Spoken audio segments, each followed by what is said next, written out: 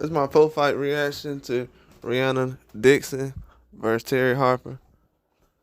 I was actually gonna pick Dixon, based on what I was seeing recently. I thought she let her hands fly a lot, but after reconsidering today, I went ahead and went with Harper in this fight. I thought that she was gonna be able to have a tough, rugged fight. She was gonna let her hands fly a little bit more than she has in recent fights. I know she got outpunched and stopped by Sandy Ryan and Bumgarner. But those fights are pretty tough fights. So I had to go with Harper on this one. Even though I did favor Dixon yesterday, um, I think Harper was just a better fighter. And she did everything I thought she would be able to do. Fought good on the inside. Um, she was throwing some good hooks to the body. She threw a lot of body shots. Like, even when they were clinching, she was throwing a lot of body shots. She could have jabbed a lot more. The fight could have been way more easier if she would have stuck to the jab, but she was going to the body the whole fight. And that was a good strategy from her because Dixon really had no answer. She wanted to just fight on the outside. She wanted to come forward, but she didn't want to fight the inside. So the inside work really didn't come at no point for her. When Harper was really going to the body, Dixon couldn't really do anything, and she had a lot of trouble. But her defense was not very good in this fight as well. I think Dixon could have did a lot more things moving. She was a little bit of she was like flat-footed, very flat-footed in this fight. And she was hurting this fight a lot. She took a lot of damage.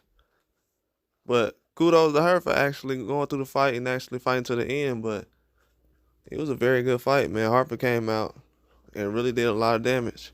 She slowed down in the middle rounds, but towards the end, she picked it up. She was connecting more. She need to trust in her hands too. She can punch in the inside and fight, but she gotta trust in her punches. And she don't really trust her punches a lot in the fights. But if she let her hands go and actually have a little bit more head movement, she'll be alright in the fights. I mean, you're not gonna win them all, but in this fight, this was a tough fight for her to win. And she dominated this fight. She just really no pressure. She probably put too much pressure on herself. So that's why she looked different in other fights. But in this fight, she was relaxed. Didn't really care what was going on. Dixon was doing a good job, jabbing and everything else, but she didn't have no answers in the inside. She couldn't keep the fight on the outside. Didn't throw a lot of punches.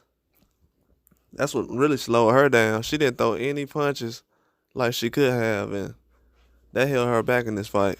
If Dixon would have let her hands fly, she would have did a good job and actually won the fight. But with the style I seen, how Harper was going to come in this fight, I didn't really want to go with Dixon in this fight for that reason alone.